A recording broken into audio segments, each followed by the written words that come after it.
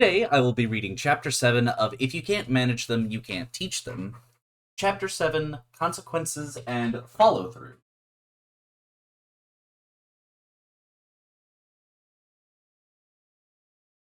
I'm having a flashback to 1997. I was teaching 7th grade geography to a room of 35 students, plus Mark. Let's just say that having Mark in class was like adding 5 more hyperactive middle school students to one small room. I think I redirected Mark once every 5 minutes. It was not long before I realized that he was taking more time and energy from me than all the other students combined. Something had to be done. I knew that something had to start with me. As I drove home one night, I reflected on Mark, what he was doing, and how I was handling the situation. What was I doing wrong? Two things hit me. I was not following through on the consequences I issued, and the consequences I had created were unrealistic. For example, I said things like this: Mark, if you don't stop doing what you're doing, you're never coming back into the class. Or, Mark, if you don't get with the program, I'm having your mother come into class and sit with you. These were not reasonable consequences. They, like some others I had grabbed out of the air, were nearly impossible to enforce. Mark quickly learned that I wasn't serious, that I was not going to enforce the consequences. Therefore, every day for a brutal 88-minute block, I had no handle on Mark or the situation. The number one mistake teachers make in addressing behavioral problems is not following through with the consequences they have established. This is particularly true of new teachers, but it is a huge problem for teachers at many levels of experience. Of course, this is just a part of the whole picture of teacher response. Students must know exactly what behaviors are unacceptable in the first place and why. What acceptable behavior looks like and what will happen when rules are broken. Teachers must set clear, reasonable, and enforceable consequences for breaches of rules or protocols. There must be a process for enforcing and following up on the consequences and for resolving the issues and reconciling after bruised feelings. But, of all possible responses to misbehavior, follow through is the one most frequently botched or avoided by teachers. In this chapter, I want to pass on to you what I've learned, in some cases, the hard way, about consequences and follow through. I'll share some approaches that work when rules or procedures are broken or disregarded. We'll look at which actions or behaviors really are problems, how to prevent problems for most of the students, how to set reasonable consequences, how to how to tell students what the consequences are, which actions to take when rules are not followed, what it means to follow through and how to do it, how to resolve issues after the consequences applied, how to reconcile with students you've had to discipline. The 80-15-5 rule. In their book Discipline with Dignity, researchers Kerwin and Mendler suggest that most classrooms are comprised of three groups of students. About 80% of the students rarely break rules or violate principles. The second group, about 15% of the class, are students who push the limits or break rules on a somewhat regular basis. The final 5% are chronic rule breakers and are somewhat out of control most of the time. The task for a teacher, the authors assert, is to manage the 15% without alienating or overregulating the 80%, and without backing the 5% into a corner. They recommend that the teachers focus on preventing discipline problems for the first two groups, while having a plan for handling the serious issues that arise related to the chronic rule breakers. As a proud middle school teacher of 18 years, I couldn't agree more. I found that Kerwin and Mendler are right on about the 80-15-5 split. There will always be that 5% to constantly redirect, confront, and at times remove from your classroom. Even the best classroom managers will struggle with that 5%. I agree that we all need a plan for handling the 5%, but I would add that we need a clear process for responding to the 15% to keep minor issues from becoming major. Any plan for handling the serious issues or even less serious issues is built around clearly defined expectations and consequences for not meeting them. And the key part of that plan is follow through on consequences. One of the most critical factors in effective classroom management. If you can't follow through, don't issue the consequences. Each of your students will soon figure out that you do not have the courage, ability, or will to follow through, and that your threats are only that threats. Ultimately, trust me, this does not take long, students lose respect for you. then the undesirable behaviors continue and often escalate. What is even more damaging is that the 15% of students who Kerwin and Mendler describe as sitting on the fence are watching who? They're watching you to see how you handle those students who create most of the problems. Do you ignore them? Allow them to speak disrespectfully? Engage them? Follow through? If they see that you do not follow through, they lose faith in your ability to lead the class. With lightning speed, their adolescent brains process this and tell them, hey, let's join the party. Then do the math. Your 5% problem has exploded into a 20% problem. This 15% is a critical group. I know this because I was one of this 15%. As soon as I saw the teacher waffle, I was over the fence. Interesting non-American usage. As the leader of the classroom, you must make sure students are on your side of the fence. Define and avoid problems. My strongest message in this chapter is that it's a big mistake not to follow through, but first you must ask, just what is it on which I am following through? Before you can set consequences and consider responses to problems in the classroom, you must be clear, for yourself and your students, what the behaviors are that warrant consequences. There's a host of ways students can disregard, forget, push limits on, or outright challenge many classroom processes and procedures, but many of these are not the big issues of discipline. Most misbehaviors, such as showing off at the pencil sharpener, coming to class late, talking out of turn, snickering during lessons, stumbling clumsily about the classroom, not paying attention, while annoying, are not flagrant or malicious violations of classroom rules. These are things that can and should be addressed with stronger teacher direction or presence, more practice, and more behavior instruction. Some irritations in the classroom are normal outcomes of the physical and emotional developmental level of the students. Pre-adolescents and adolescents slouch, squirm, flail arms around, make annoying noises, and such. Some of these things will become problems only if you give attention to them. You might think about which behaviors are best ignored. Find inappropriate behavior for yourself and your students. This is the part of the process you must set in motion when you identify classroom rules and teach students about respect. See chapters 3 and 6. What have you made clear to students? What have you taught them? Remember that holding students to expectations begins with effective teaching of the expectations. As I emphasized in Chapter 6, be sure you have given plenty of time to effective social and behavioral instruction so students know what appropriate and inappropriate behavior looks like.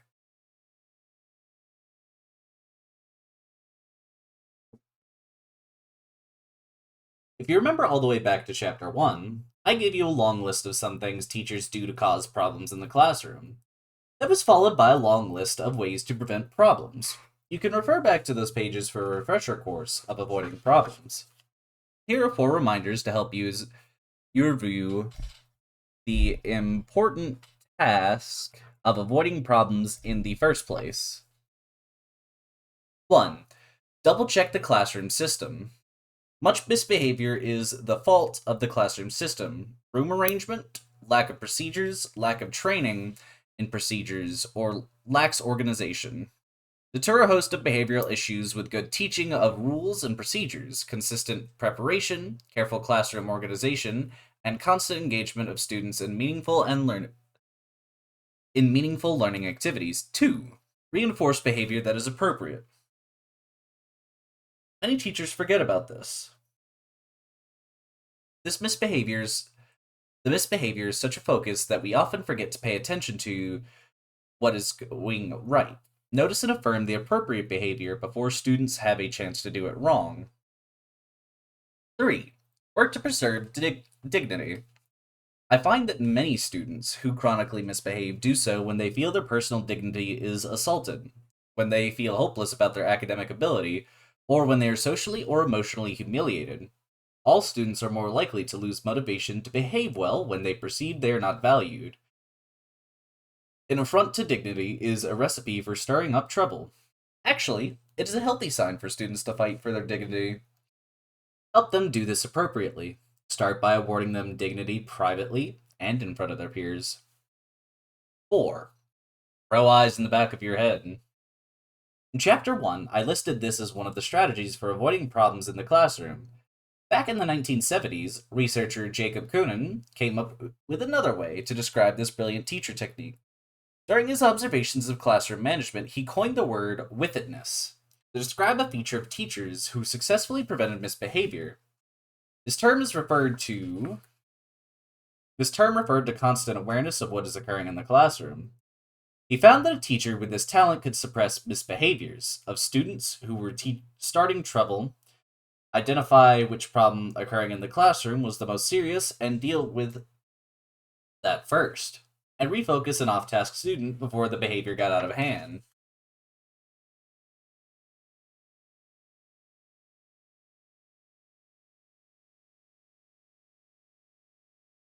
Set clear consequences. If you have rules and expectations for behavior, which you should, there must be predetermined consequences that will follow if the expectations are not met. And you must follow through with the consequences. It's that simple. It doesn't matter what your teaching style is or your personality, or how long you've been teaching. Expectations must be accompanied by consequences that actually get enforced. Thus, when you set consequences, make sure that they are reasonable, they are correlated to the student's developmental level, they do not diminish the student's dignity, they are enforceable. The students know that they are what they are. Students know all the possible consequences. You do not make them up on the spot. Students understand why this consequence is used. The consequences escalate with repeated offense. What are consequences? These will differ for different teachers, even for different groups of students in different years. You'll have to set your own list and progression, but here are examples of some used by other teachers. Reminding, redirecting, verbal warning, sent to the hallway for a few minutes followed by the talk with the teacher. Other kind of timeout or isolation, removal of privileges, 10 minutes of silent lunch, lunch detention with the teacher, behavior contracts, sent to the office, principal, dean, etc., call to parents, conference with parents and student, in-school suspension, community service, out-of-school suspension, expulsion. My usual progression is 1. Redirection or reminder with description of consequence that will ensue if the behavior is repeated. Second time for the same behavior, into the hallway for a few minutes. Then I talk with the student to discuss and remind him of her, or her of the appropriate behavior and consequences. Send to office, call parents, ISS, OSS, expulsion.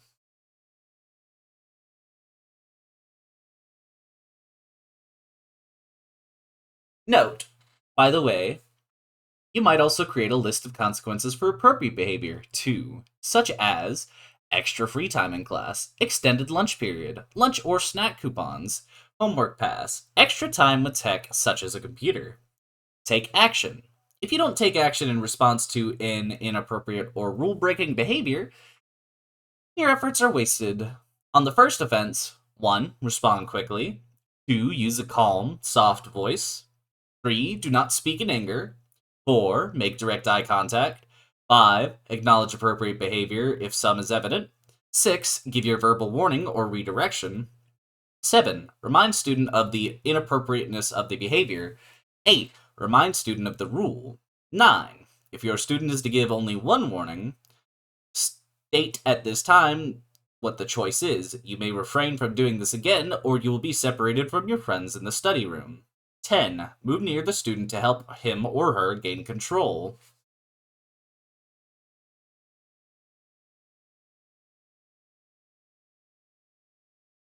If you've given your 1 or other predetermined number verbal warning, reminder, and redirection, and the behavior continues, 1. Act quickly. 2. Use a calm, soft voice. 3. Do not speak in anger. 4. Make direct eye contact. 5. Do not threaten. 6. Do not give a second chance. 7. State what the inappropriate behavior is. 8. State the consequences. 9. Do not negotiate or allow excuses. 10. Do not humiliate. 11. Implement the consequences right away. When applying the consequences, find a time to talk with a student as soon as possible and 1. Identify what the student has done. 2. Describe the appropriate behavior. 3. Let the student talk, help him or her explain why the behavior is not okay. 4. Keep the same direct, calm, unemotional tone. 5. Separate the inappropriate behavior from the person. 6. Explain and discuss the consequence. 7. Enforce the consequence fairly. 8. Examine the circumstances. This may help you find ways to keep this behavior or incident from repeating. 9. If you plan to contact the parents, tell the students. In any incident where you confront a student and enforce consequences, remember that it is not the severity but the consistency of response that affects the student behavior. That even in disciplined situations, students must feel their dignity and autonomy is respected. To pay attention to your own demeanor, tone and volume of voice, word choice, body language, emotions, so that as you hold students to expectations, you do so in a spirit that preserves your relationship with the student and promotes your goal of teaching each one to manage his or her own behavior. But follow through is so hard. Several years, I have worn the hat of district mentor for new teachers. In this role, I've had dozens of chances to observe and discuss follow through, or lack of it, with my new teachers. At one of our meetings, a new teacher admitted that her biggest barrier to managing her classroom was her lack of follow through. Great, I thought. This is one step in the right direction, recognizing and naming the problem. I was curious as to why, if she knew that the lack of follow through was standing in the way of her success and sanity, it was still an issue for her. So I asked her, "Why do you let follow through get in the way?" She looked me straight in the eye and said, "I'm afraid if I follow through with the consequences, they won't like me." I looked around the room and saw that all the new teachers in this group were nodding their heads in agreement. I knew at this moment that we had work to do. This is a mistake many of us make in our early teaching careers, assuming that students won't like us if we hold them to expectations. Any wise reader here knows well that this is not just a problem for new teachers. Here's my response to this. First of all, I hope you have friends that are your age. If you do not have friends, I highly recommend you look to Match.com before you ever consider befriending your students. Secondly, you must drop this belief that if you don't follow through and hold them to consequences, your students will like you more, which in turn will reduce behavioral problems. This will not happen. This mindset will lead to chaos inside your classroom. When students see that you are a pushover, do not follow through, and continue to issue idle threats, it is only a matter of time before students will try to take advantage of you and maybe like you even less.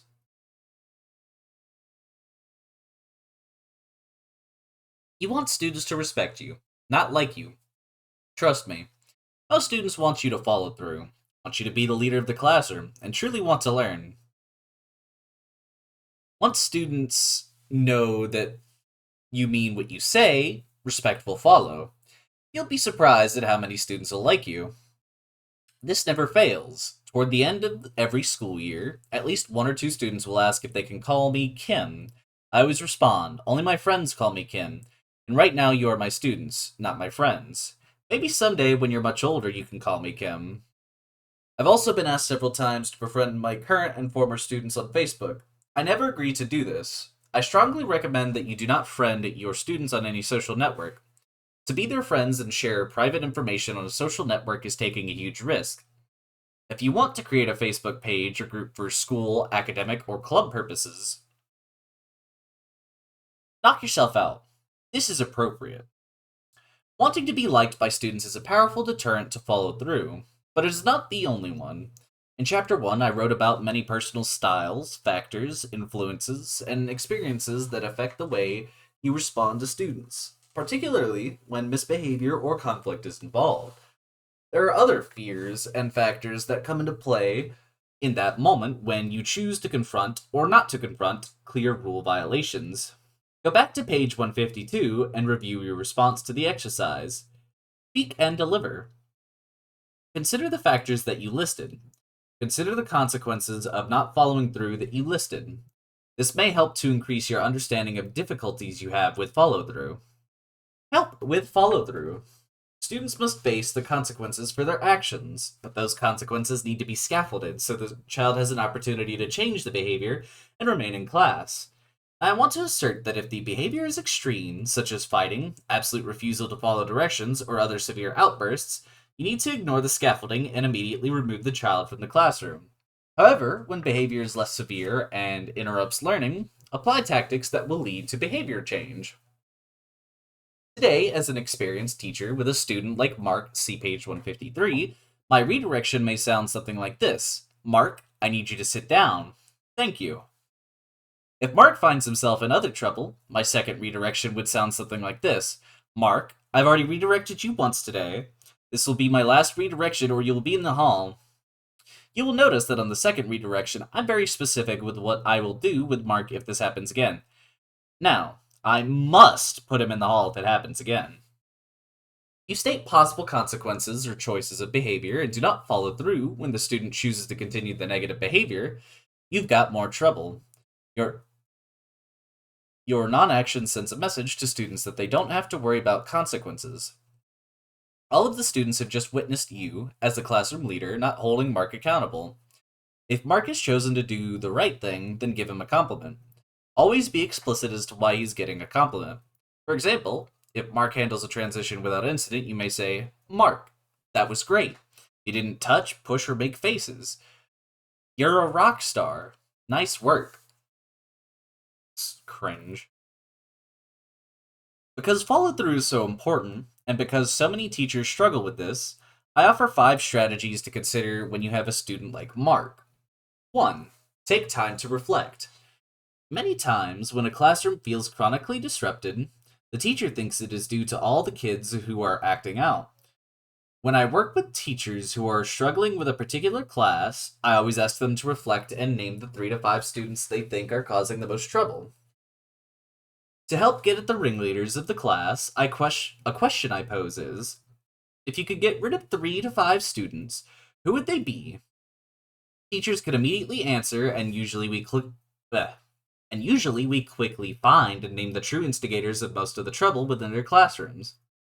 Once the leaders are identified, we can begin to put a plan into place.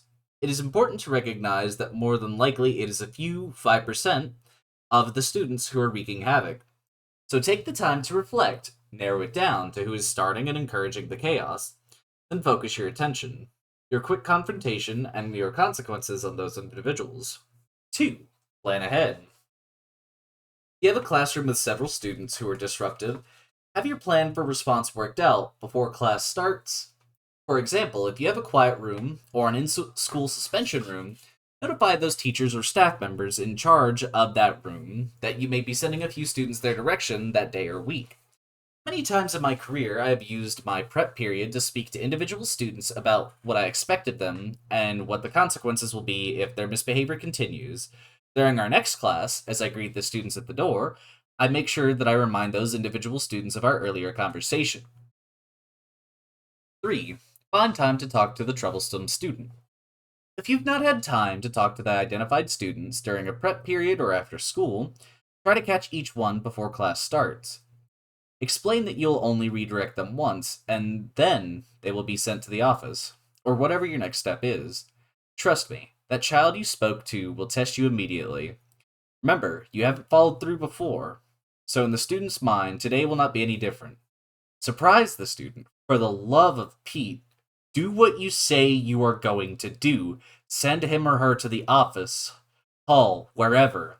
Others will get the message. Threatening. 4. Choose consequences thoughtfully. What can you live with? What is realistic? What progression will you use? Will you start with one redirection? Is your second redirection to send the students into the hall? Is your third redirection to send the student to the office or make a call home? Establish this progression while you are calm, and as I have said earlier, make sure your students know the progression and know for sure that you will follow that progression. You are new to a school, speak to a colleague or the assistant principal to make sure you are clear on what progression is for your particular school. Most educational experts will tell you that if you are redirecting individual students more than twice a class period, it is too much and you are not being effective as a classroom manager. Think about this. If you are about to issue Mark his third redirection, you're working much harder than you need to regarding Mark's behavior. It is time to find another consequence or goal for Mark. Managing pre-adolescence or adolescence in the heat of the moment can be very difficult and not productive for anyone involved. Alleviate the difficulty, mistakes, and mishandling by planning ahead. 5. Follow up after enforcing consequences.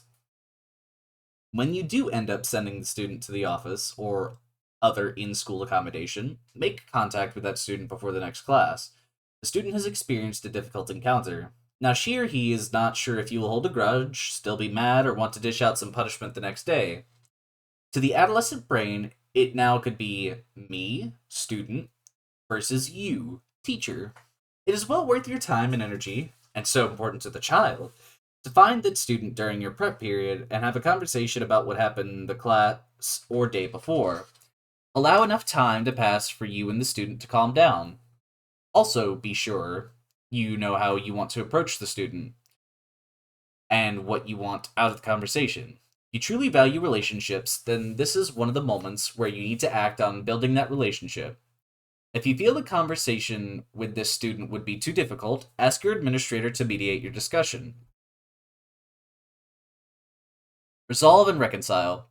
Please, I beg you, do not just carry on with business as usual after a consequence enforcing incident. If you do, you will have chipped away at the relationship you worked so hard to build. You will also miss a wonderful teaching opportunity. Remember that your long term goal is for students to be able to make wise decisions inside and outside of school. You want them to become caring, responsible problem solvers. You want them to understand that their choices have consequences and move toward more frequent choices that produce healthy consequences for them and others. This means that they need practice making choices and mistakes in a safe environment. The purpose for consequences is to teach students that behavior produces effects. Applications of consequences must be instructive, not intrusive. This means that you must handle student misbehavior in ways that make sense, provide for communication and nurture, and teach alternative, appropriate behavior. You can't accomplish this purpose if you apply sterile consequence without further connection right away. So, as I said in my fifth bit of advice section above, find time to reconcile and reconnect, to keep the relationship alive, support the student, and provide new skills for better behavior. Even with the first offense, let the student know you believe she or he can behave better. With more serious offenses, find more time to connect about what happened, give the students a chance to talk, make a plan for future behavior, provide support to the student for future efforts, tell the students what the next day or next class offers a fresh start and that you will not be holding grudges. And here's some more good news. When you handle one student's misbehavior in a clean, straightforward manner that enforces well explained, reasonable consequences, there's a wonderful side benefit. That student and all the other students get a great lesson in why the behavior was unacceptable. They see logical consequences for the behavior. They feel the safety of an adult who helps them work toward responsible actions. They see the aftermath that includes a continued caring relationship, and the classmates are less likely to imitate the inappropriate behavior. I know this from experience. Your wise follow through teaches great lessons too, and results in better behavior from your whole class. But, and this is big, the follow through must be consistent. Intermittent follow through is perhaps even more harmful than none at all. Behavioral rubrics are your friends. Behavioral rubrics have been good friends to me in my management efforts. These have helped me and my students monitor and modify behavior. Make rubrics your friends too. What is a behavioral rubric? A rubric is a performance-based assessment that rates the quality of student work or behavior using a scoring guide. Rubrics are set up in a variety of ways for a variety of purposes. They can be highly customized to your needs. Some teachers choose to create a holistic rubric that rates a variety of characteristics related to behavior. I like to use a rubric to identify a certain category of behavior and then specify certain actions that characterize that behavior. Some teachers do the scoring on the rubrics. I prefer a rubric that is self-scored by the student. I feel this is a great tool for increasing student involvement and decision-making surrounding his or her own behavior. Here are some specific areas within the whole scope of appropriate behavior. These are the kind of topics on which I might develop rubrics: taking responsibility, respecting classmates and staff members, classroom participation, being prepared, concern for learning, listening, attention, conflict, following directions, managing impulsivity, striving to do one's best, assignment completion. What are the benefits? I included this topic in the consequences chapter because I find the use of rubrics to be a great help for the kids who have trouble controlling their behavior. In addition, rubrics nicely support efforts to extend the teachers that accompany consequences and efforts to resolve behavioral issues after consequences are applied. When students help to design or use a self-scoring rubric, immediately they are involved in examining their own behavior. They take ownership of the topic of their behavior. They are given voice in assessing their own behavior. They have, before their eyes, a reminder of what acceptable behavior looks like. Their positive behavior is affirmed with points. They have to think about questions such as, what did I do? What is the problem? What should I do next time? They are focused on preventing misbehavior. The completion of and sharing of the completed rubric gives a great opportunity for student-teacher discussion, connection, and resolution. As a teacher, I get to see what students are thinking about their behavior. It is another form of feedback to me. The rubrics help me start discussions with them. The rubrics give me tools for discussions with parents, and best of all, student behavior improves when I use rubrics. How do rubrics work? The idea of a rubric is that score is assigned to different levels of or descriptions of behavior regarding a topic. For example, if a student is scoring herself on responsibility, there could be a rating of 4 to 1, meaning 4 characteristics of a highly responsible student. 3 characteristics observable in a student who is responsible with a few exceptions. 2 description of a student who needs improvement in responsibility. And 1 description of a student taking so little responsibility that classroom performance is seriously impeded. The descriptors in the rubric are specific. A student or adult can read the criteria and easily decide what score to give. You can use these in whatever way you wish.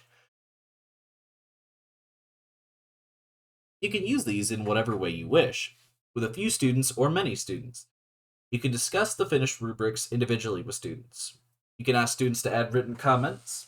You can devise individual rubrics for individual students' needs.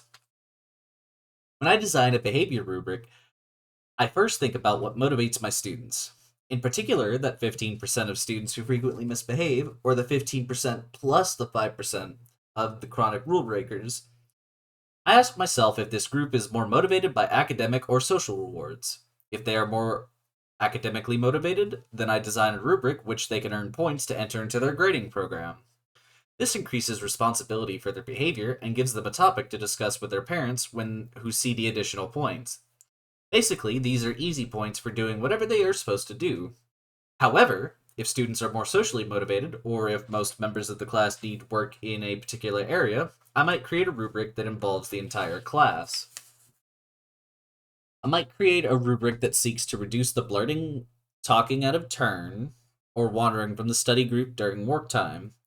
I might break the class time into 2 30-minute chunks. At the end of that time, students complete a rubric on this topic. Students rate themselves on whether they refrained from blurting out or talking when someone else was talking, and whether they stayed with the group during work time. If a certain number of points is gained, the class earns a 3-minute break to socialize or play a game. If you try this, have a backup plan to deal with any students who deliberately sabotage this plan. This might include pulling them out, sending them into the hall, or loaning them for a while to another teacher on your team. Do not do this type of rubric for points that add to their grades, as this can become punishment to all students for the non-cooperation of a few. Students and parents will give tremendous pushback for this idea, and it is unfair to the group. As I said, there are countless kinds of rubrics and ways to use them. The next 2 pages show some examples of rubrics created for isolated behavioral skill areas. Use these as models or inspiration to create your own. Engage students in the process. This will increase their voice and ownership in managing their own behavior. And that is the end of Chapter 7 of If You Can't Manage Them, You Can't Teach Them.